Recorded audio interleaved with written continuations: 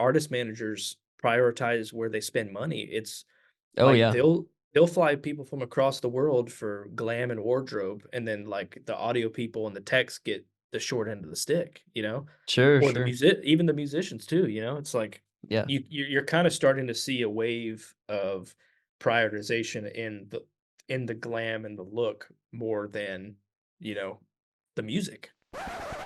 hello everybody. Welcome to the Cloud Machine podcast. My name is Matt Landry, and in this 72nd episode, I'm here with TJ Rodriguez. Throughout the podcast, we discuss playback, engineering, drumming, the show building process, working on some of the biggest tours in the world, his professional path, living in LA, the music industry, and much, much more. We also play the producer's game. Thanks for listening. Hello, everybody. Welcome back to the Cloud Machine podcast, a platform that allows us to learn more about the music industry through conversations with artists, people in the behind the scenes, music business individuals, creatives, and much more. This podcast is brought to you by Eights, a musical direction, playback, and performance company out of Toronto, Ontario, Canada. Our goal with this podcast is to create a resource and library of information on the industry and shine a light on all the stuff that is happening in and around the music world, topics and realities that are kept, and the people and roles that may often be overlooked. This week, I have the immense pleasure of welcoming TJ Rodriguez to the podcast. He is a musician, drummer, and playback engineer currently based out of Los Angeles, California. TJ's had the opportunity to work with some industry giants, really. Camila Cabello, Ava Max, Tinashe, to name a few. And most recently, like right now, including this podcast, he's currently with Sabrina Carpenter on her recent campaign of world domination. Well, it feels like from our end anyway, including the Taylor Swift's Eras tour, her MTV VMAs performance, and just so much more. At Eights, we've gotten to know TJ through the industry, socials, and just simply hanging. We finally met last fall while we were in LA for rehearsals, had dinner, and just connected about a whole bunch of stuff since then as well. Through our conversations, I always thought that he would have lots to chat about on the Cloud Machine podcast, and just as a as a guy that is very knowledgeable about all that he is doing. So please, without further ado, welcome TJ Rodriguez to the podcast. Hi, TJ. How are you? What's up, man? I'm good. How are you, bro? Good. Thanks for coming on. Yeah, Where are you coming from today? Where are you at? I am in London. I'm in London, England right now. That's right, and not Ontario, not London, Ontario. For those Canadians listening to the podcast, yeah, no, that's great. Are you currently on tour? Is there sort of just a few fly out things?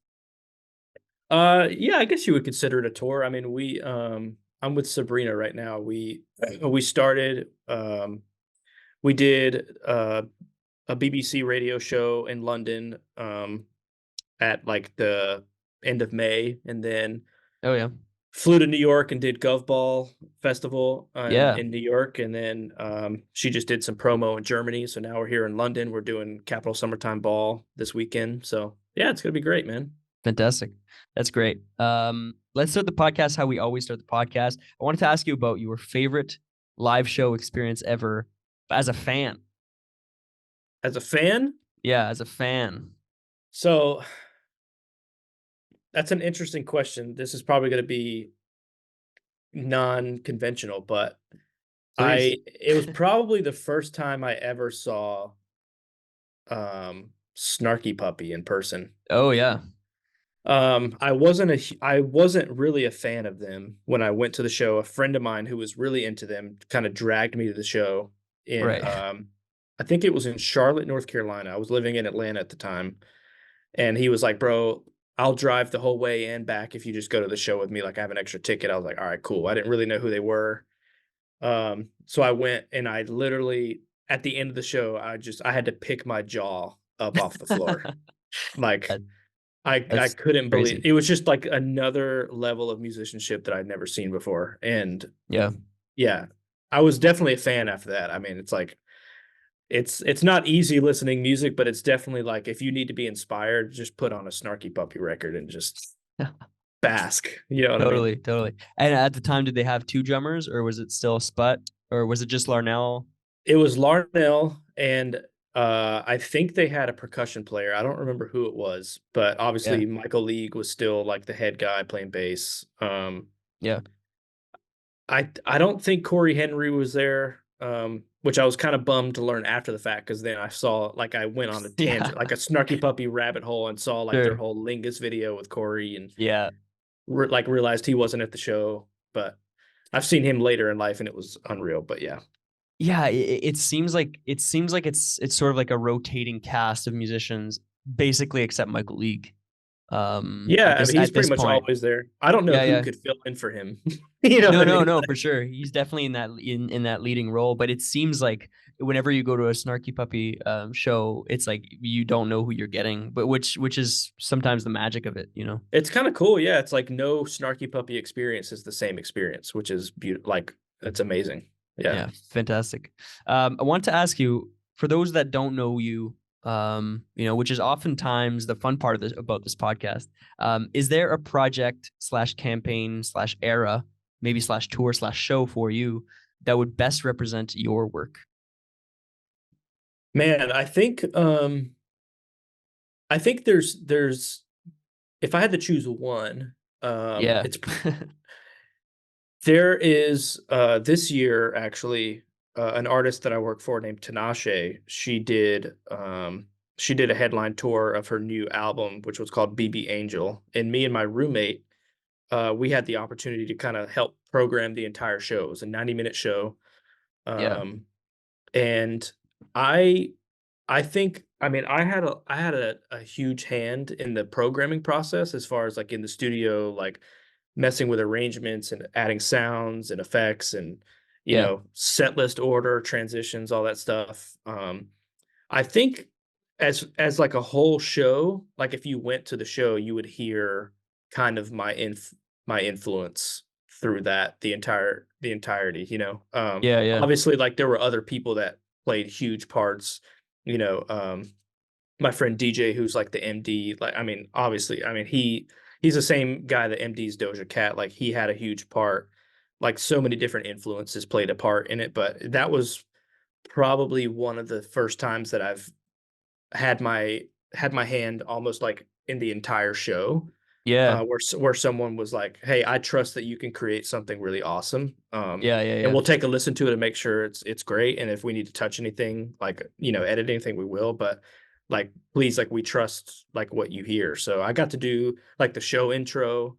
Yeah. I did some dance breaks and transitions. So it's one of those things that like when I saw a video of the show and like went to it for the first time, it kind of hit me. I was like, man, this is crazy. Like this is my work. You know what I This mean? is you. Yeah. Yeah, Yeah. Yeah. Yeah. So pretty wild. Fantastic. For those, and we're going to be talking about it basically for the rest of this podcast. But for those who don't know what programming is, could you take us through what that is? Yeah, so basically programming is a process that involves adding any musical elements to a show that wasn't already there, that wasn't Yeah. already a part of the song. So an artist will give us stems for a song, and say, hey, let's say they're doing a TV performance, and they give us stems, they give us a couple of BGVs, a lead vocal, some drums, some bass, some keys, whatever the original stems are, and they ask for programming, which is basically like you're going to take those stems and you're going to even add and impose your own elements to it to create a different arrangement that's different from the record. And it could be like an artist vision, or sometimes they'll say like, I don't really have a direction, just kind of do your thing. So it's you kind of like saying like, oh, maybe I'll take the second verse and I'll kind of flip it and do a different idea. Like I'll make it go halftime, or I'll give it an R&B vibe or something, or I'll Yeah. change the progression. I'll add some synths, I'll add some hits, different things like that. So that it's basically it. Yeah, just kind of adding and posing different vibes and sounds Yeah. that aren't existing already That's right. And when you say existing already for the listener here, it's basically what's existing already from their album. from the album. Yeah, from what Yeah. the files that they give you exactly. Yeah. So the I mean, a typical lot of process. Oh, go ahead. Sorry. I was gonna say, I mean, it literally is like I have the stems in my session in front of me. I have the song, and it could be like I'm playing a Rhodes or I'm playing pads. I'm adding layers to the song that weren't in the files already, or I'm cutting sections. Uh, I'm changing the drum patterns. I'm changing chord progressions just to give it a lift, give it some drama. Yeah. Um, yeah. This is typical for me, and I mean all creative camps, MDs and stuff have like typical things that they would add. Do you have you maybe not a typical thing, but maybe even for the listener that's interested, are there some do you have a couple examples of things that happen a lot Yep. in a different arrangement or live arrangement, for instance? I'll tell you what I do all the time. Sure, And yeah, I yeah. and I think in a couple years when I have gotten my foot really into a lot of arranging and programming, Yeah. people are going to start to notice. Sure. They're going to hear like, "Oh, that might have been that guy TJ that programmed this." I love there's an impact sample, just a big like a big cinematic impact sample that I got from Splice like 5 years ago that I just use all the time. Like anytime there's like a hit in a song or like a break or something, like a big like Yeah. band hit, I add this impact and it's like I use the same one every time. I just it's almost like I don't like the way other ones sound. I just use this Right. one all the time. That and, like, guitar power chords. Like, I have, like, a few samples of just, like, guitar power chords that I love to just Yeah. add to beefing up sections. That's kinda, like, one of my favorite things to do. And there's something about that, right? I think like somebody needs like when creating a show, it's important to have like a palette that's already settled. And there are so many samples, especially on like platforms like Splice, that at a certain point you need to do a little bit of filtering. You need to have Oh, your yeah. own kind of sample pack, the TJ sample pack that you can Oh, pull yeah. from all the time. I'm sure it's gotten much easier throughout the years because you've had all these sounds already. You're like, oh, okay, I like this snare drum sound. I like this impact sound, as you're saying. Oh, Like, yeah. yeah, yeah, I mean, it's beautiful, man. Like, I mean, I've grown I really have. I mean, in my like, on my computer, I have in my Ableton, like in my user library, I have yeah, I have a folder that's just like all of the typical samples that I would just start from like scratch that I would just pull from. right, Like we'll be in rehearsal and I'm running playback and somebody wants to do a flip of an arrangement really quick or add a hit or something and it's like, "Oh yeah, let me just drag this in and do it real quick." Instead right, of, right, right. "Oh, we'll do it later when we get home." Like, "Oh, we'll just do it now." I mean, I already have sounds that I can just pull really fast and just Totally. get the idea across, you know? Yeah, yeah, yeah. Refine it later, but at least in Yeah, refine rehearsals, at least yeah, it'll get the idea across now. Yeah. fantastic. On the podcast, the Club Sheep podcast, we do a quote segment. Last year, it was Erica Badu's quote that compared the music as an art form, to music business and how they were different. However, they were the same. How people, guests on the podcast, saw themselves within that balance. This year, we Mhm. have a quote by Joni Mitchell. And this is the quote here. She says, I heard someone from the music business saying that they are no longer looking for talent. They want people with a certain look and a willingness to cooperate. Now, for context, this is in 2004. And this Oh, is not necessarily something that she said, but she heard somebody from the music business saying that they are no longer looking for talent. They want people with a certain look and a willingness to cooperate. And yes, this is 20 years ago. This is one of the reasons why I picked it. So, what are the first instincts that you have when you hear this sentence here? wow. Let's see, my very first instinct is I wonder exactly who she heard that from, because Right. that is if it's somebody from the business, that sounds like somebody who's probably from a record label. Yes. Um, Yeah. you Sure. know? I mean, honestly, it's unfortunately, it's becoming more and more true every year. Uh, it especially for me, like, I see it now all the time, like the music industry really is starting to prioritize, I guess you would say, an image of an Yeah. artist rather than a sound. Um, I mean, I see it all the time, man. Like people, like fans really care more about what an artist may have wore for a show, like what her wardrobe was, versus like Yes. what song was the best. I mean, Right. in the age of TikTok, it's all about comments. It's all about like, oh, look at this show Yes. that we just saw. You know, it's look how Yeah, yeah, good yeah. he or she looked. You know, it's not necessarily about like a good song or she sounded great, he sounded great. It's really like, oh my gosh, she looked so iconic. He looked so iconic. You know, Yeah. It's Slay crazy. Slay I mean, Queen stuff. no, literally, and it's Yeah, like yeah, yeah. Yeah.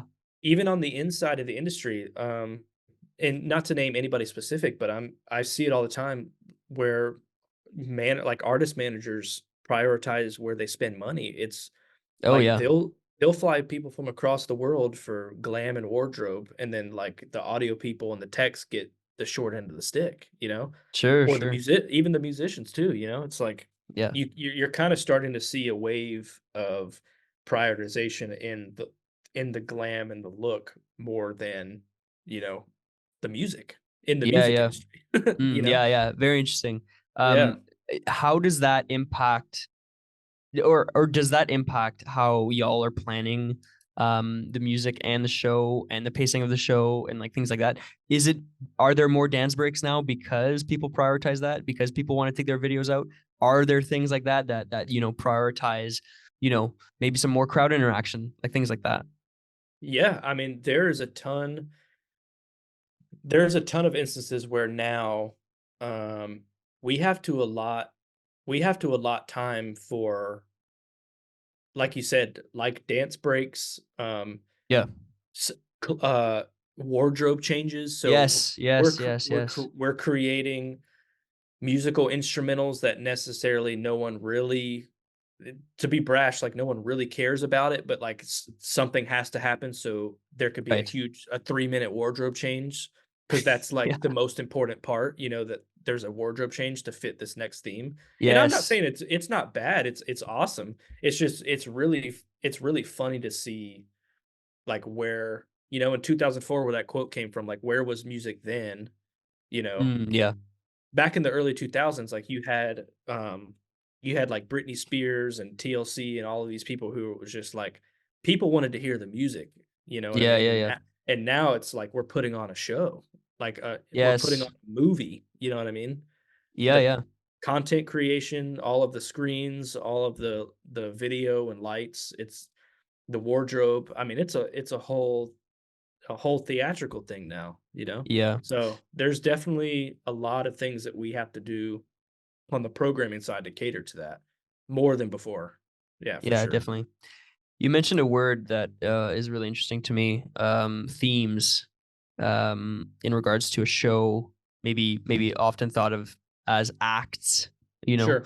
and you also mentioned DJ Darian Javon, Mhm. doing the Doja stuff as well.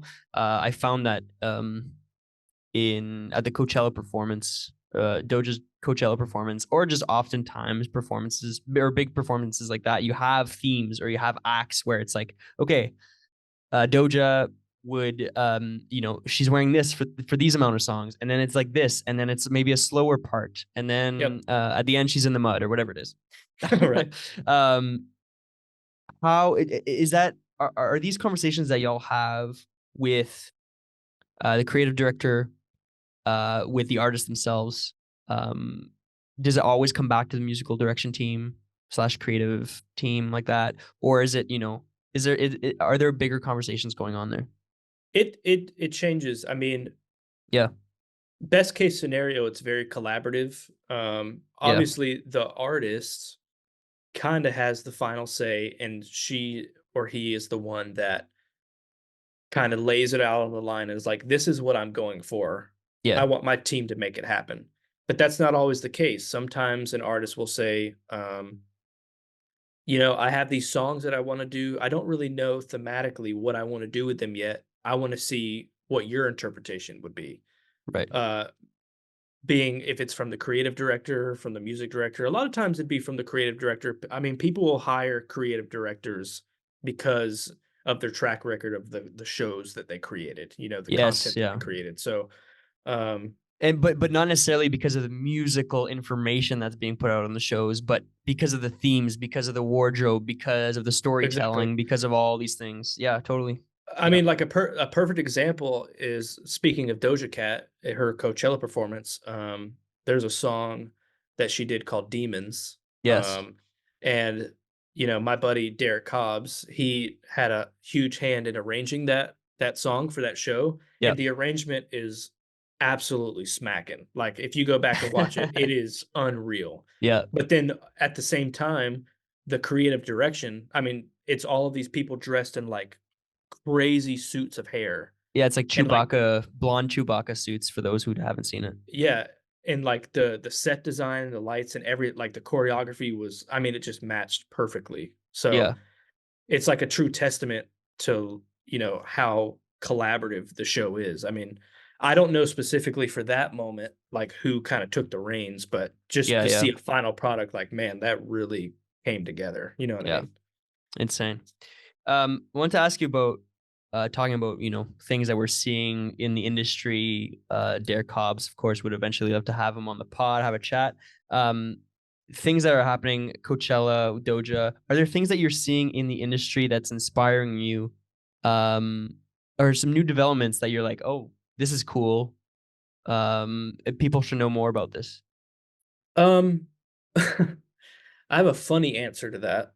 Okay, sure. Um with traveling with Sabrina's camp now, one of my friends who's running monitors for us, he's really into AI. Yeah. Um, and funny enough, there is a lot of developments now where AI is gonna become like a new forefront for music. Yeah, yeah. Uh, like he was showing me this video of this guy. He had his microphone in his interface, and he was humming a melody into his session, into this plugin, Yeah. and the plugin within seconds took that humming melody and turned it into a saxophone, Crazy. and it sounded amazing. Right. I, Was I, it wow. Okay. Was it were they was it the sound changing like automatically as a vocal would through autotune, or was it like a it recording? was it was real time, yeah. Wow, dang. So it's like, yeah, I don't remember what the plugin is, but he was singing, and as he was singing, like if you monitored it, it was a saxophone. So Yeah, or humming. I crazy. mean, there's so many things now with AI. It's like, I mean, all of these like YouTube recordings of just random like singers and rappers, like people just create these songs and then they'll put like Drake's voice over The it. Drake one, yeah. Dude, like I'm telling, like AI is gonna be crazy, and especially if it starts incorporating its way into like video and content, kind of like how Photoshop, you can have an image and you could type in with Photoshop and say like put this on Yeah. a riverboat or something, and it like just automatically does it. Like the things you might be able to do with Yeah. AI with video content for live shows, I mean, it's gonna change the game, dude. Totally. And now even we're seeing it on YouTube, on socials as well, where it's like there's now a sticker that says, okay, this has been modified with AI and stuff like Yeah. that. Like we're gonna see, yes, we're gonna see a lot of creative content, music, albums, videos, probably films, movies, whatever, that are gonna be created on it, but we're also gonna be very aware that they're being created with it. So I think that's interesting as well. We'll get into more of that in a second. But I wanted to ask you about the origin story, Yeah. The TJ Rodriguez origin story. Can you give me a lowdown on where you grew up and your creative upbringing, as in family, friends, maybe high school, things like Yeah. that? Yeah. So I was born in Orlando, Florida, but I grew up in a really small town in Georgia called Dublin, Georgia. It's about 2 hours south of Atlanta. Yeah. I grew up there since I was like 6 years old, graduated high school there in 2014. I mean, my graduating class was like 200 people, so it's a pretty small high school. Oh yeah. Um, I would say my creative upbringing um, is funny because I don't have a single person in my family that plays a musical instrument. Right. Um, I I think I think my mom told me at one point that her dad maybe played trombone in high school. Yeah, So maybe that played a part in what I maybe. do now. Yeah. Maybe. I mean, who knows? But um really for me, like I grew up in church since the time I was a kid, 6 years old. Yeah. Uh I played in the youth group, played drums, Yes. Yeah. played in the main sanctuary. Was really bad, but I played. Sure. I think there was probably two instances in my life where music really changed for me. When I Mm. was in 5th grade, we were able to do auditions for the school band. Yeah, so I originally was gonna try out for saxophone. There you go. With that Don't know AI. why. Yeah, exactly, yeah. Yeah. Um, and my mom was like, "Why do you wanna do that? Like, you've been hitting pots and pans since you were, like, 3 years old. It seems like you kinda wanted to play drums." And for some Right. reason, I was like, "I don't know, saxophone seems fun." She was like, "I don't know, I think you're gonna maybe wish that you did drums." So, the day before the auditions, I was prepared to go in for saxophone, and Wow. then I got to the school and I was like, I gotta audition for drums." So I did like an easy audition and the director was like, "Yeah, you got it. You're gonna play drums." I was like, Sick. "Nice, sick, dude." So, Yeah. I mean, school band was a huge part of what I do now. I mean, I played all through middle Yeah. school, high school. I was drum captain my senior year. I did band competitions and jazz band and all of that cool stuff. Yeah. Um, I mean, I remember the high school drum line came to my school in 5th grade, and that's when they were kinda promoting the auditions, and I saw the high school drum line, and it was another one of those, like, pick up my jaw off the floor moments. Like, I just could not believe that all of Yeah. these drummers were playing this song together, and it was so sick. So So that cool. that was, like, a big turning point for me, like, that really got me interested in, like, taking not only just music, but drums very seriously, Yeah. at a young age. And then the other not to be, like, long-winded, but No, the please. the other I mean, this guy who grew up to be my best friend all throughout middle school and high school, even to this day, super close.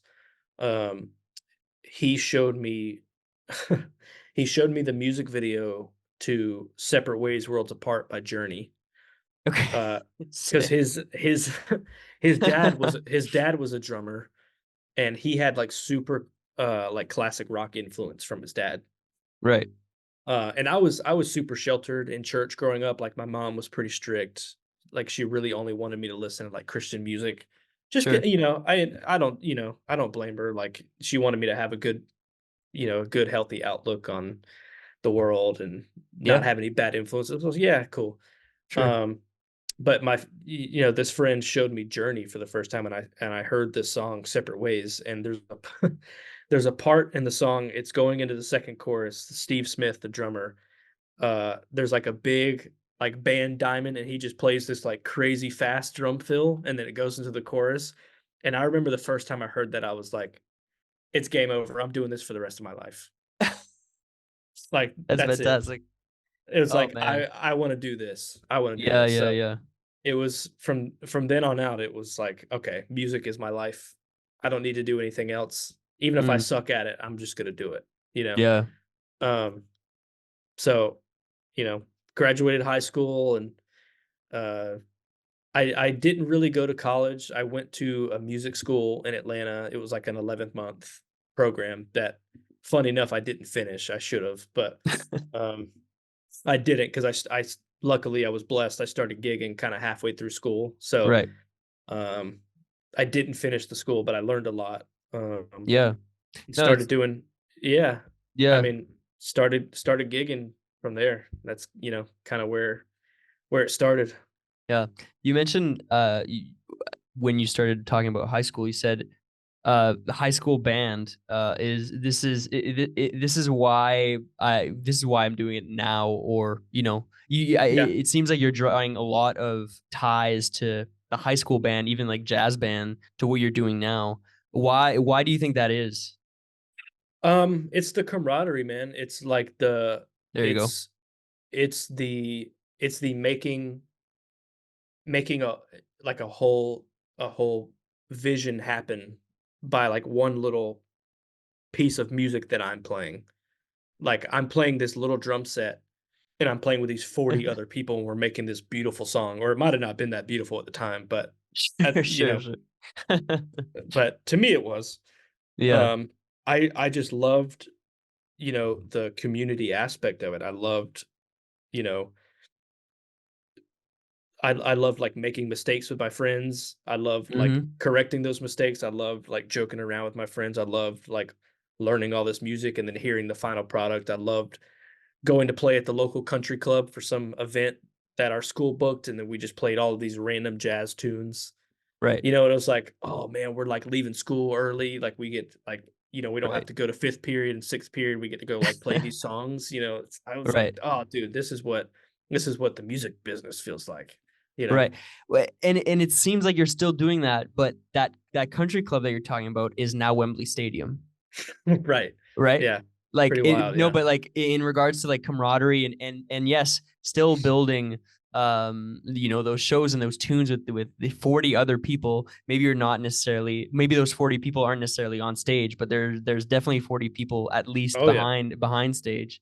Oh, yeah. And no, it just I wanted to touch on that because I credit my high school experience a lot or at least I see the ties all the time between my high school band experience and what I'm doing now. And I thought that was great. Do Yeah. you remember when things changed professionally for you? Maybe it was when you were doing that program in Atlanta. Yeah. Maybe it's one sort of similar experience that you had, hearing Steve Smith uh, uh, uh, playing that Journey song. Do you remember of one experience that really changed your outlook on, okay, I'm gonna do this and this is gonna be my career. I can pay my bills with this. Yes. There was one person who really took a chance on me when I Yep. was pretty young. Still, like, he's a big brother to me to this day. He was my roommate. He was the first person in Atlanta that I lived with that wasn't like a family member. So, like, Right. when I went to school at the music school, I moved in with an aunt and uncle that lived in Atlanta, and then this guy, Benjamin Forehand, one of the best guitar players to this day I've ever heard. Like, he is one of the best. He offered me a space in his house for like pretty cheap rent because I was going through some stuff at the time. Like, I like really needed to get out of where I was, and Sure. I met him, and he kind of saw some potential in me. I met him through church. We were at the same church together. He played guitar, um, and I think he really saw something in me, and he like took me into his house, and I paid like cheaper rent than I should have been allowed to pay. But he was just Sure, like sure, sure. really humble and was like, just it's not a big deal to me. Like, pay me this much, and you Yeah. could stay here, and it's not going to be that big of a deal. So he recommended me for a lot of, like, really cool gigs at the time, um, gigs that really, like, gave me an insight into what it's like to play on the next level, Yeah.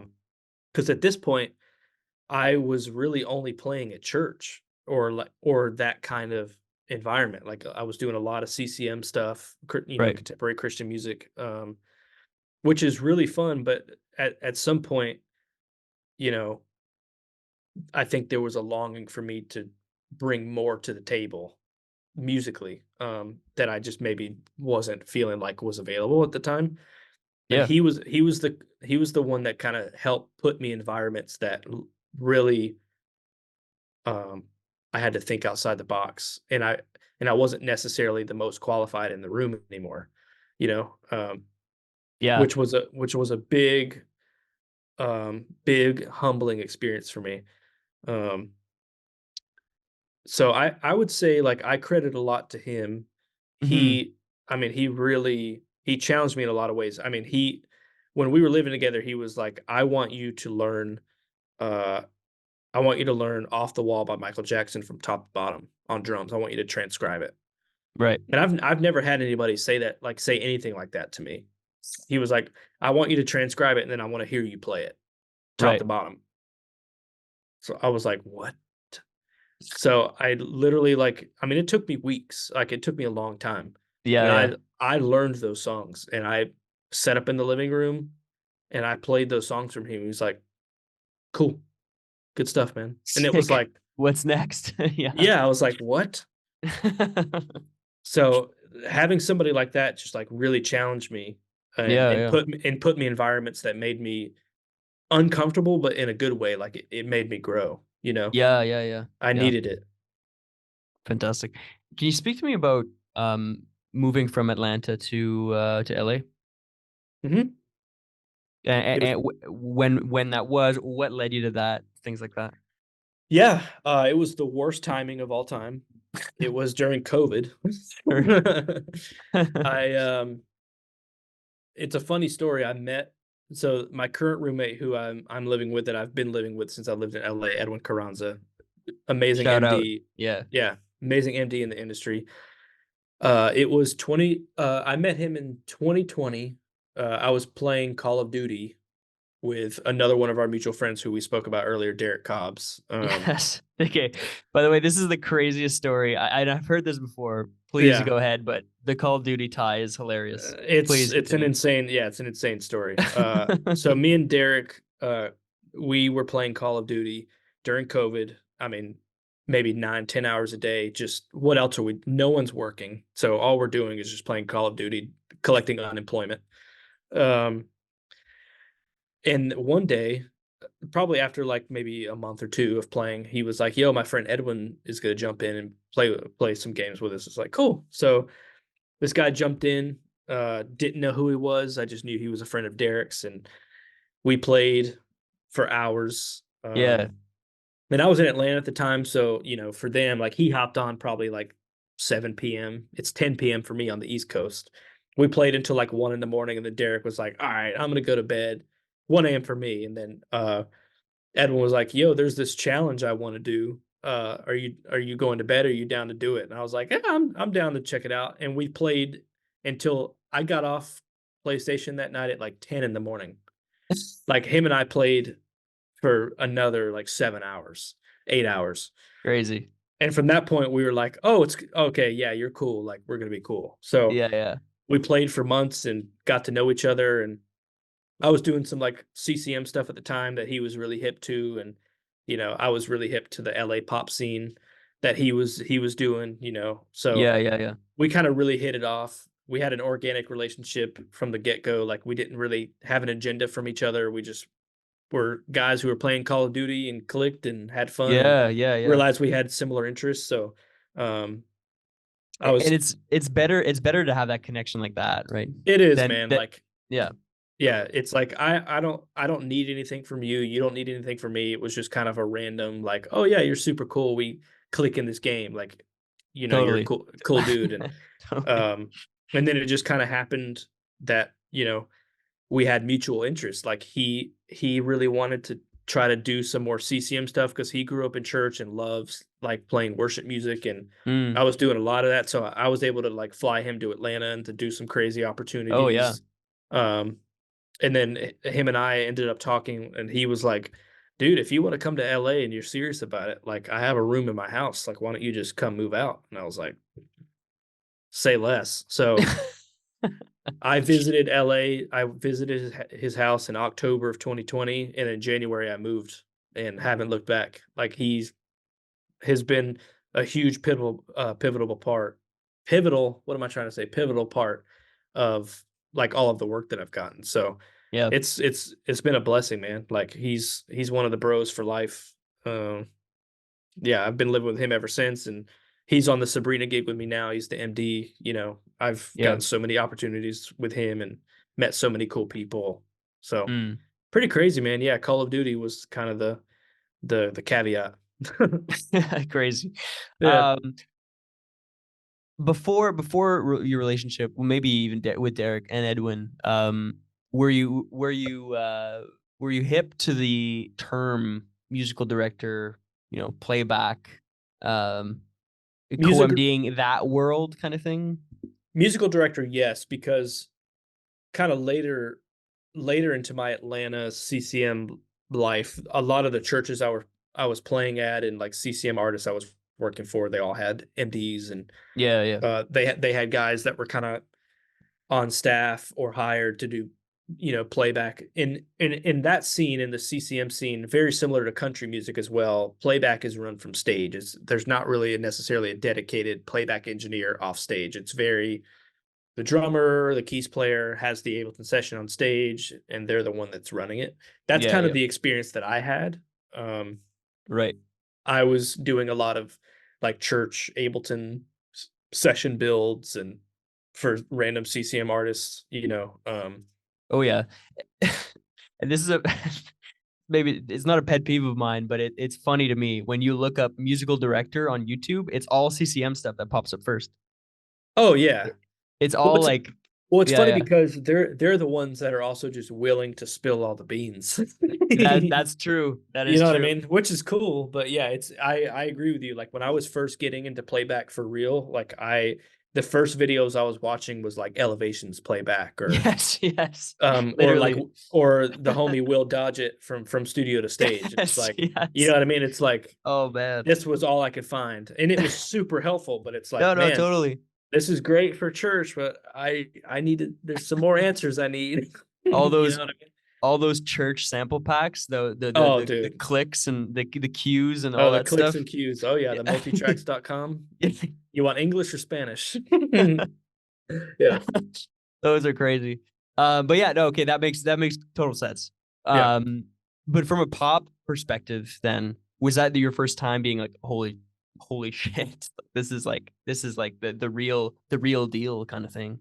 Oh yeah. I mean, it's really funny. My first gig in LA, uh, I won't say who it was for, Sure. but um, my first gig in LA was kind of a playback, a mixing kind of deal. It was like I Yep. had to pre-record a vocal for a music, like a live music video shoot, and the artist ended up wanting me to record, like they were treating it like a vocal session, but we were in the video studio. Like they needed me to record this person's vocal, comp it, tune it, mix it, just so they could have something to lip sync to for the video. Right.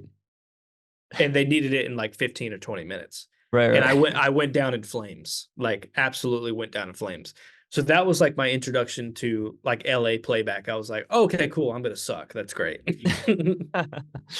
Yeah, it's like But you're welcome to the show moment for yeah, sure. I mean, but it taught me a lot. Like I there's so many things I would have done different going in. I just wasn't Mhm. as prepared. I didn't know what I was getting myself into. I didn't ask enough questions. So it's pretty funny. Yeah, like I would have handled it so much different if I had to go back in time now. You know what I mean? Totally. I want to ask you about creative camps that you're part of now in the show building world. I Yeah. want to ask about different roles. Just in our conversations off the mic, we've had conversations of arranging, producing, programming, musical direction, all the parts that are in a show build. But the people listening haven't had the opportunity to talk about that. Yeah. It's often difficult to divide roles as well when you're in a creative camp or when you're in the house with Edwin or something like that. Mhm. How do y'all go about that? And can we talk about like that, the quote unquote hierarchy of a creative camp like that? Like who's in that camp and who would be at those sessions? Yeah. So I will say, when it comes to like building a show, Yep. uh, it's very funny enough. It's handled very remotely. Um, Yes. there's so many people involved in that process that goes beyond just like maybe people who you would think are like on the payroll at the camp. It's Yeah. really Yeah. Yeah. like when you're trying to build a big show, there's so many people involved because things have to happen so fast. Like Yes. you're Yeah. not necessarily given 3 months to put a show together. You know what I mean? Sometimes it's like, hey, we have the show in 2 weeks and it's 90 minutes. Like we have to get this going. So it's Yep. kind of it's all hands on deck. So um I would say it a typical process would be, you know, creative directors kind of give the vibe for what what we were talking about earlier, themes or acts for a show would be. Yep. And it could be like, oh, we're thinking this could be, really dark. It could start, really like ambient and um mysterious, and then it could just build into a big cinematic epic moment.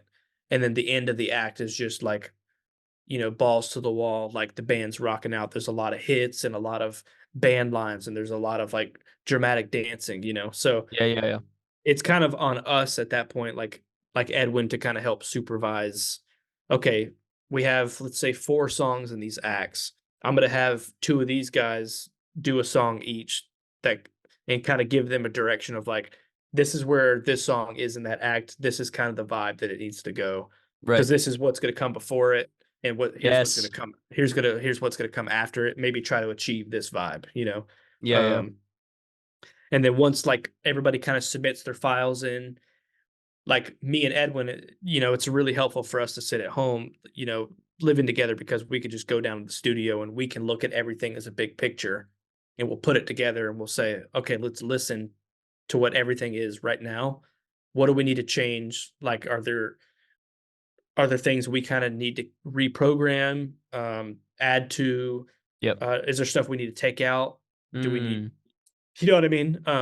Yeah, of course. Yeah. At that point, it's all these ideas coming together, and how do we make it now a like a big picture item that we can give to the artists and the creative directors. Like, here's a reference of this act. Like, what do you think? Give us notes. you Yeah, know, totally. um, Oh, yeah. yeah, wanted to touch on that because a lot of the times, especially in smaller camps, a lot of the musical director in that team would do a lot of that. And while, it seems like the further and further up you go, the less and less time the musical director has to be on the ball with all the programming and all the arranging that is happening. Especially, we listen to interviews with homies like Adam Blackstone, for instance, who's at the choreography rehearsals, who's in meetings with artists all the time, but who's Hmm. handing stuff to Derek Cobbs to arrange out of all the people that he has, things like that. So it seems like the MD is more and more now in 2024. We're seeing that individual being touching a lot of different aspects Oh yeah. of the show. Why do you think it's important, and why do you think the role is evolving? I think because obviously the music industry is changing so much. I mean, for Yep. somebody like Sabrina, for example, she's in a huge spotlight right now. I mean, Yes. she's dropped 2 really big songs in the last couple of months. Yeah. So Yeah. Yeah. Oh, yeah. there's so many there's so many shows that are happening now that have just been added, that it's like, you know, somebody like Edwin, he doesn't have enough time to physically sit down himself and program all of this stuff. I mean, Right. just in the last like 2 weeks, I mean, we've done different versions of our show, and she's wanting different intros, she's wanting different transitions, different versions of the set list. And then at the same time, we have a promo show that we're flying to, and that's a completely different arrangement of a song. I mean, it's one of those things. It's like, it's impossible for one person to do this by themselves. Yeah. So Yeah. the role is kind of evolving now to where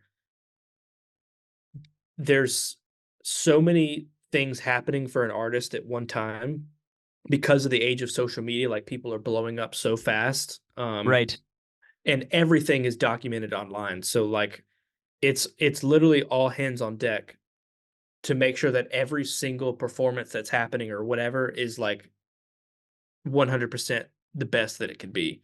Totally. And one person can't always do that by themselves. Like, if you're I mean, you would be up all night for 3 days trying to like make perfect arrangements for every single promo show that's happening, or every single 90-minute set that you're slotted to for a festival. It's kind of hard. So the MD role is evolving to where it's like, you're starting to kind of put people in places that you trust, that can Mm. deliver you a product that is going to be right. Um And in our case, like we're lucky to have some really good arrangers and programmers on our side that it's like you don't really have to tell them much. They get what it's supposed to be, Yeah. and you maybe have to like adjust a couple of things just because we're on the inside and know what the artist likes. But for the most part, it's like, dude, this is kind of the vibe I need help with. I'm working on this Yeah. other thing. We want to do this. Can Yeah. Yeah. can you help us out? And it's great. So it's like, yeah, so many things happening, um, especially in like in our case. I mean, we're working with multiple artists at one time, Yep. so Yep. it's that, but with like two other artists at the same time. So Yeah. it's just like we want to be willing um and available to do it all, but it's obviously it's a huge team effort. So Totally. um yeah, it MDs now are really good like business people. They're really good supervisors. They're good at like getting a vision done in whatever means necessary. And somebody like Edwin's a great example. Like he um super humble, and he doesn't even have to touch it himself if he doesn't feel like he needs to, if he has other people in place that he thinks will do a great job, you Yeah. Yeah. know? Yeah. And he's just there to make sure the artist knows that like we did everything we could to make sure that it was the best. And they hear it and they're like, we love it. Then cool. Yeah, there you go. This is a very nerdy question. How do y'all typically move sessions from one arranger or programmer back to you and back to them and stuff like that? Typically, just from a logistics standpoint. Kind of depends. Yeah, I would say we try to make sure, at least for all of our arrangers, we've we're still in this building process, but yeah, we're all trying to be on the same version of Ableton Live. yeah, So that way, like when we're sending, uh, like it'll normally start with if there's a song, let's say for Tinashe or something that needs to get arranged, I'll put the stems in a session, in an organized session. All of the stems in there. I'll put the song section markers. I'll do all the tempo mapping. sure, Um, and if there's any sort of like little programming that Edwin has me do or whoever has me do to kind of help facilitate the vibe, yeah, I'll do, and I'll upload that to Dropbox and I'll send the session to whoever, let's say Derek. yeah, He gets the session, he'll create a save as, and he'll do what he needs to do, and then he'll upload it back to Dropbox and send it back over. yeah, You totally. know, Just an ALS file, basically. yeah. I mean, yeah, Yeah, he's yeah, he's just he's uploading the same session again, but just with his. If we're on version 1.0 of the session, his like whatever he did to it is 1.1, and he'll upload it to Dropbox and send it back, and yeah, yeah, then we'll yeah, do what we need to do. So yeah, yeah. Fantastic. it's really important. I think for us in our workflow, we've noticed like for all of us to kind of be on the same version of whatever DAW that we're working on. So that way it's just easy to send stuff and download. Because with Ableton, and I'm sure you know this, if Oh yeah. you're on like a slightly different, like if you're on 11.2 and somebody else is on 11.3, it's like, well, there went that. Well, and sometimes you can't even open the session, right? Right. Because it's an earlier or later version Exactly. of it. So yeah, yeah. Which So I'm you can go one way, but you can't go back the other. which I'm going to give your whole podcast a secret weapon right now. There's a website called Jukeblocks where you can actually upload ALS files and you can down convert Ableton sessions if you pay a Hey, monthly subscription. So fantastic. that's a secret weapon I've been telling people about, dude, because I've been working with a lot of artists where I've had to do like session builds Yeah, or session cleanups where I get it. I work at 11.2 of Ableton. That's what I love. yeah. But I'll get like versions of Ableton 11.3, and it's like, I can't open this. Well, with Jukeblocks, you can literally drag the ALS file into there and it'll down convert it to Ableton 10. And Oh obviously, yeah, it's a lower version, so you can open it in yeah, yeah, Ableton 11.2. So it like totally solved the problem. yeah. This is the jukebox ad right now. This is it's an ad Oh segment yeah. of the podcast. Oh yeah. Where's my With, payout yeah, Jukeblocks? yeah, with Jukebox, you can finally da da da. Yeah. Right. I like Yeah. that. I love that. It's a Uh, sick platform, man. Yeah. that's great. I'll check it out. There's one thing. we talk about all the time. Maybe I have nightmares about it. Maybe I don't. Maybe we can talk about that off mic. It sounds like you do. Um, there's an infamous, maybe not infamous, it's just maybe because I'm such a nerd about musical directing. But there's this famous Adam Blackstone story that he tells that he's told a few times where he's walking up to the stage with Kanye, and Kanye was like, "Hey man, in that song tonight, I don't want to do verse 2," and then he goes on stage. Yeah. Um, maybe the question's not necessarily that, but um, how do y'all figure out like modifications and different arrangements of the song on tours? You said that y'all are also juggling different arrangements of the song, whether let's say Sabrina's doing a TV performance, or she's doing a live tour, or she's doing like a radio thing where it's almost just the recording, the song arrangement that people have heard just on the radio Mhm. or on Apple Music or whatever. How do you sort of go about those modifications and those different arrangements?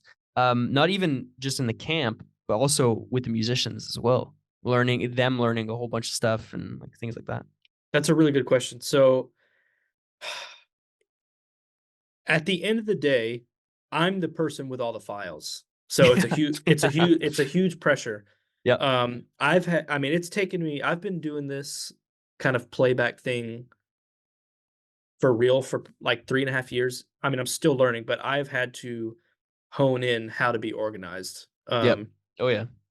I mean, right now in my backpack, I have 7 hard drives that I carry with me that I use every day. Yeah. Um, I mean, I literally have like hard drives just allotted for an artist. Like, oh, this is my Sabrina hard drive. Right. It's Um, like 2 terabytes or even more. it's like 4, yeah. Yeah. Yeah. But Exactly. it, I mean, I have to. I'm pretty old school, so like, I have a notebook in my backpack that I literally write. Like, okay, what show is this? Yeah. What's the session name? What's the song? What's the arrangement? And I look at this and I'm like, okay, this is what I have to do today. Um, Yeah. it's important that on my hard drives, it's all for me, it's always external hard drives. I don't keep anything on my computer because I just need one place that everything is in. So like I can open it and it's like, okay, everything that I have to worry about is right here. But during one show, you're not necessarily going between sessions. You're just before the show, you're organizing your one session for that show, basically. Yeah. Yeah. Exactly. Yeah. Every show has its own session. I mean, but that's the thing though, like a funny Kanye story. Like I've done shows with artists where it's like, oh, you know what? She wants to add this verse because the artist that was the feature on the verse is here tonight and they're going to sing the verse. So it's Yeah. like, okay, cool. It's like an hour before the show. So now I'm having to like pull these stems and I'm having to drag the stems in, add time, add Totally. the verse, make sure that it's all in line. I mean, yeah, it's a big thing. I mean, being organized is very important. You kind of 100%. have to be on your toes and ready for anything. So, yeah. Fantastic.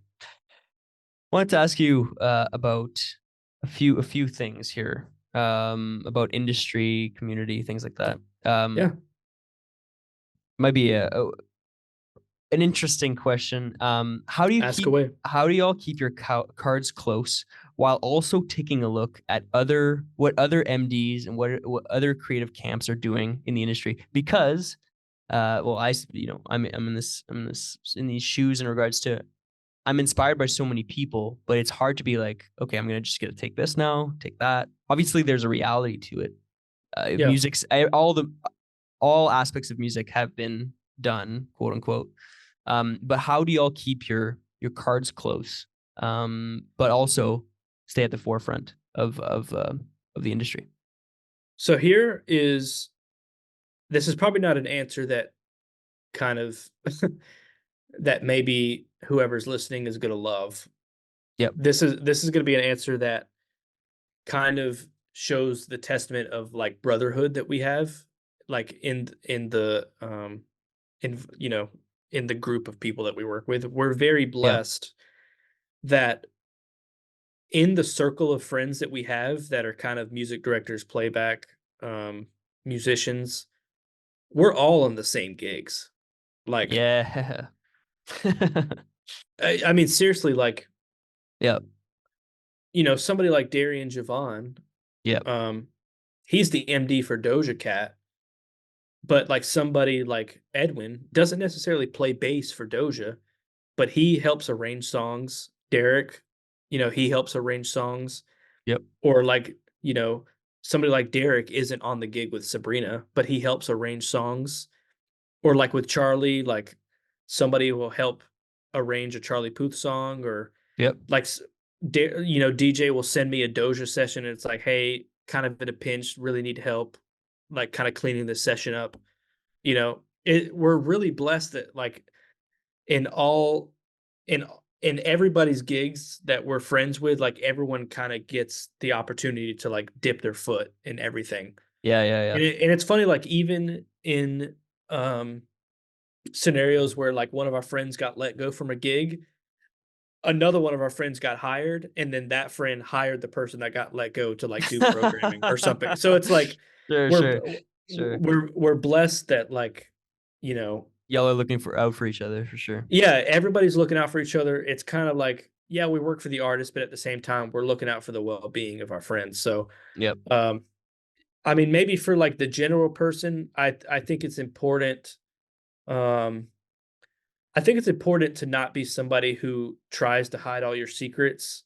And I also think it's important, like when you approach people, like looking for answers, like if you're somebody who's like really trying to seek knowledge, Yep. really assess where that's coming from. Yeah. I think intentions have a big part in the music industry. People can, I mean, sadly, like people can weed out bad intentions really easy. And I think it's important, like if you're somebody who's wanting to become a music director one day and you don't really know the steps to take, like there are people who are willing to like to be on your side and help, Yep. but at what cost? Um, I think it's important. It's like, Yeah. There's also it, people willing to skip steps as well, right? yeah, I And, mean, and take over roles, take over opportunities for sure. For sure. absolutely. I mean, you just have to kind of be willing to do what it takes. Mm-hmm. Um, Yeah. I think that's really, yeah, that's really important. But like I said, we're in our friend group, we're really blessed. I mean, it's not really one of those things where we have to keep our cards super close because um, we're all kind of destined to work with each other in different shapes, which is Totally. really awesome. Yeah. Yeah. No, it's great. How do live shows stand out in today's industry? Very general question. Yeah, oh man, that's a tough one. How do live shows stand out? I mean, whatever blows up on TikTok. Sure. That's the Sure. easy answer. I mean, Yeah, dude, man. It's like unfortunate, but it's the reality. it is, but it's like if you're scrolling Instagram Reels or TikTok and all like you scroll every other video and it's like a live show of, you know, Doja Cat or Tate McRae or Sabrina. It's like that's how a live show stands out when the internet is literally losing their minds over some moment. Yeah, yeah. That's how you know a live show stands out. I mean, seriously, like that is, I mean, the amount of times from artists that we get sent videos like, "Oh my gosh, this was so amazing," or this was really bad, like we can't have this happen again. It's literally like TikTok videos. Yeah, yeah.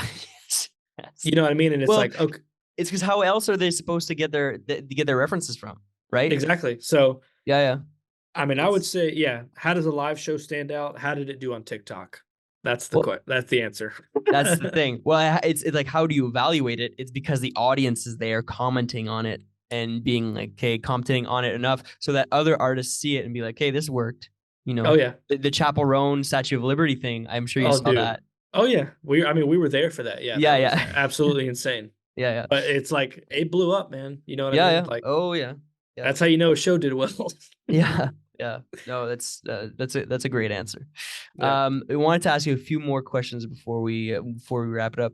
Yeah. Just generally for the people listening, how could one grow their prospect in the business, as in get to the next step? You know, is it truly all patience connections and experience, or are there things that people can do to, you know, go to go get to the next step? Yeah, I would say, um, the industry is definitely, um, a lot about who you know, Yep. um, but I would also say, I mean, we're in the age of social media where, um, there are a lot of people getting gigs based off the content that they post. I mean, Yeah. uh, I have a buddy who's playing for Janet Jackson now, and he's been posting videos on YouTube and Instagram for a long time, and they've been amazing. And uh, you know, he the guy that hired him for the gig was like really into the stuff that he was posting, and they met. And I mean, long story short, he got the gig. Yes.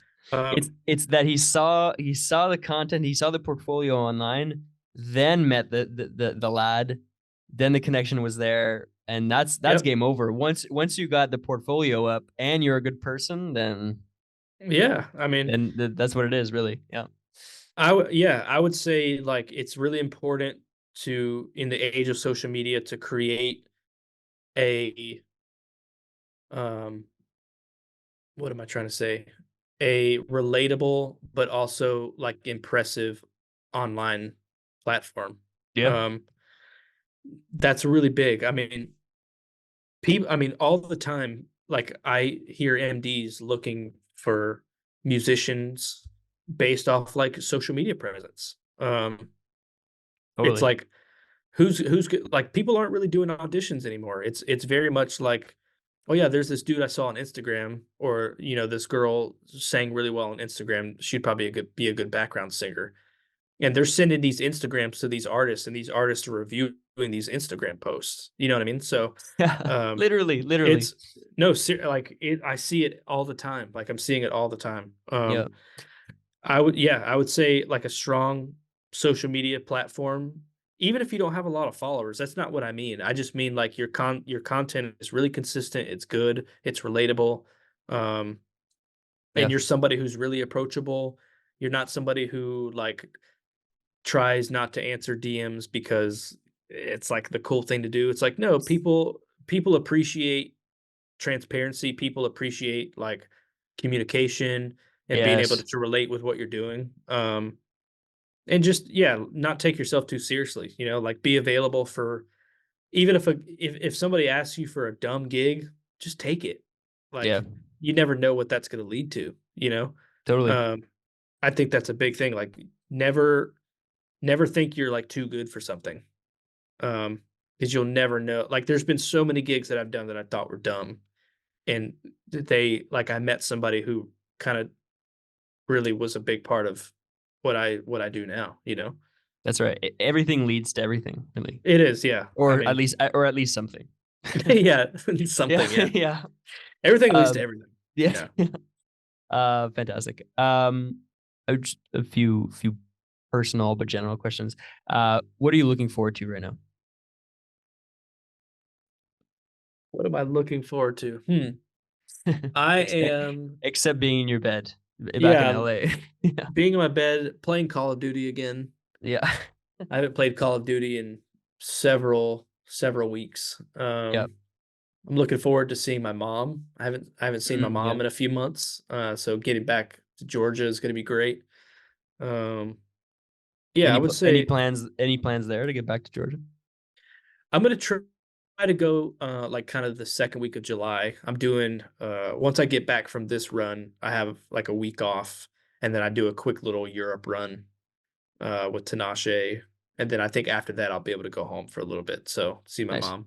Yeah, I yeah. would say that's what I'm looking forward to the most. Like the older I get, I'm just like, man, I gotta go home and see my mom some more. You know? That's great. Same here. Yeah, yeah. Uh and what's the dream? And are you living it now?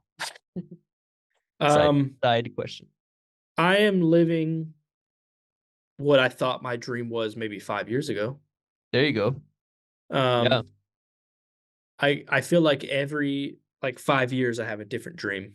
Um, I would say the dream now is I would love to be in a place where like I own my own home. Yep. I can support like help support my mom and stepdad where they live. Like they don't have to worry about finances so much that I can be in a place where I can, you know, freely help them live. I mean, where Yeah. they don't have to worry about finances so much. I mean, that's like a huge dream of mine. I want to put my mom in a house. That's her dream. I want Mm, her to like take vacations. I want her to retire early, you know. yeah. Yeah. That's beautiful, man. Yeah. Great. Pretty sad and No, no, no, no, no, no. No, it's a great dream. It's a great dream. yeah. And Um, also to play music at the highest level, but that's like, there you go. There you you go. know, Recently on the pod, I've asked like, are there some venues that you haven't been able to do yet?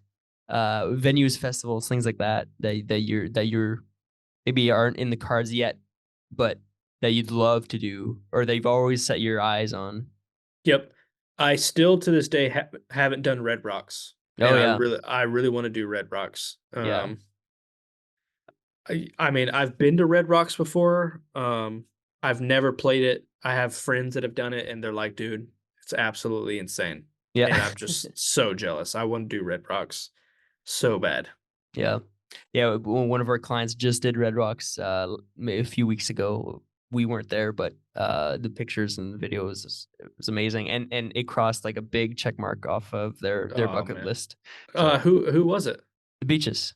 Oh, the Beaches did it. That's awesome. Yeah, yeah. With That's so sick. with Girl in Red. Uh Okay, yeah. So yeah, it was great. super cool. Cool, man. I would love to wrap up with the producers game. Oh yeah. Um which is a game that we play for the listeners. Maybe it's your first episode. Hopefully, it's not your last episode that you listen to the Cloud Machine podcast. We play a game. We play a few games on the podcast. This week, I want to do the producers game with TJ, basically asking our guest if they were to sit on an executive producer in the executive producer's chair for an album of their dreams. What would this album look and sound like?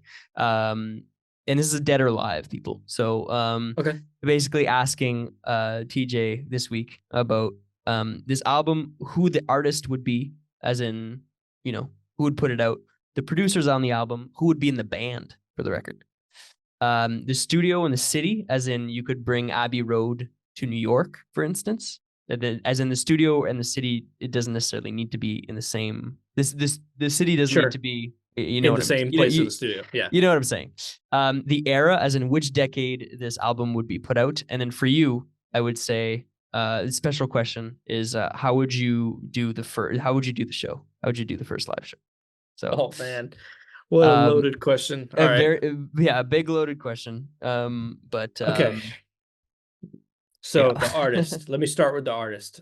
yeah, Um, I think the artist would be Michael Jackson. there you go. Yeah, And then the next was what, the producer? producers, yeah,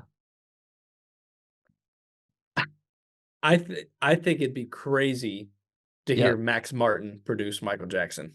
there you go. I think that would be absolutely insane. Yeah. Um, Any other you know, you could add people to this as well. You could multiple producers, maybe even a few artists, maybe some features or something. ooh, maybe like I think you should throw Quincy Jones in there. I think Quincy should be there Sure. to have Max Martin and Quincy worked. So I mean, because Quincy knows Michael, but then to have like Max Martin's influence in there at the same time, Yeah. oh, that'd be the craziest thing you've ever heard, probably. Um, and then well, it was the Yeah. studio. Well, the band. Who would be in the Oh, the band? oh man. Who would be in the band? Jeff Beccaro on drums. Okay. Perfect. This is totally random. Like this would No, no, never. this is no, of course. Just a dream album. Yeah, Jeff Beccaro on drums. It'd be probably Pino on bass. Oh, Let's see. I would put Greg Fillinganes on keys. I mean, he's like one of there the you go. greatest of all time. So who we got? Jeff Beccaro. We've got Pino, filling Pino gains. and Phil and Gaines. And then who would play guitar? Maybe Steve Lukather, actually. Well, Have there you like go. I Jeff and was, Steve Lukather. yeah, yeah, That would be kind of crazy. Um, insane, that'd be a man. crazy band. So you have keys, bass, guitar, and drums. Yeah. Okay. Then you have Michael, Max Martin, and Quincy. Who would be the MD? And then this, oh my gosh. MD. Who would who would be the MD? Um, hmm, maybe Blackstone, dude. That could There be you kind go. of There crazy. you go. If it was like a if it was like a more modern like 2014 kind of Max Martin era, Yeah. uh Blackstone like doing the JT Super tour Bowl. like that, Yeah. yeah, like that Yeah. kind of vibe. And then you Yeah. just Yeah. had like Picaro and Pino, Phil Gaines and Steve Lukather. They just played. Oh Crazy. man, that'd be the craziest project you've ever heard. Yeah. Yeah. Yeah. Studio City, um, for the record. Probably Ocean Way in Yeah. LA. It Ocean would it, Way. it would stay in LA. I think it would stay at LA. I think it There you has go. to. I There think you it go. has to. Yeah. I mean, if I had to pick it up, if I had a crane to move the studio, I'd do it somewhere like random, like Alaska or something. Just because why not? Alaska.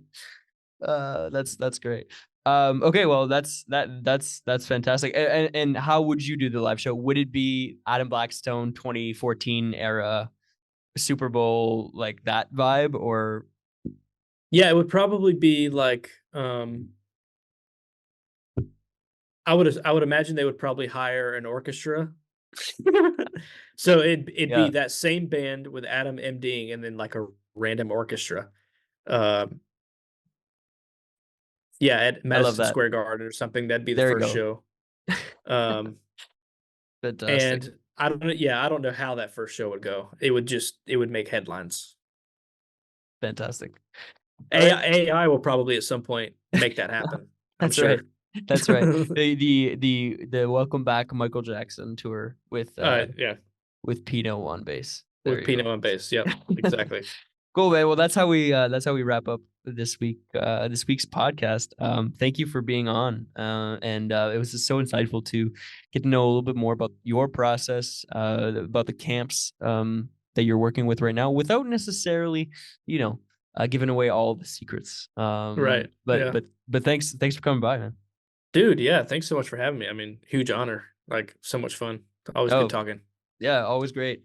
For the people at home listening or even watching on YouTube, please visit and follow TJ on social. That's T Rod on drums on Instagram to keep up to date with what he's got going on in London right now, but traveling the world with some of probably your favorite artists. So stoked about that. I also want to thank those who have been listening to the Cloud Machine podcast. Yes, it is the 72nd episode.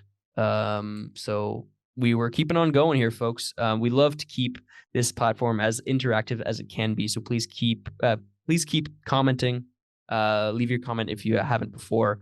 Your questions and reviews below. If you're on Spotify, Apple Podcast, things like that, you can leave your review below if you'd like to. That would really help us here at Eights. And of course, please don't hesitate to subscribe to get our notifications and to keep up to date with what's going on in the industry.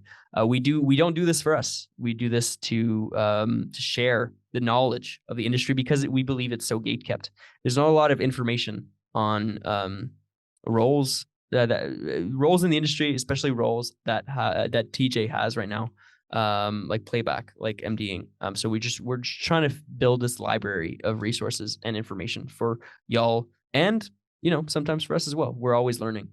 So please, everybody, keep in touch, and thanks, TJ, again. Yeah, thanks, man.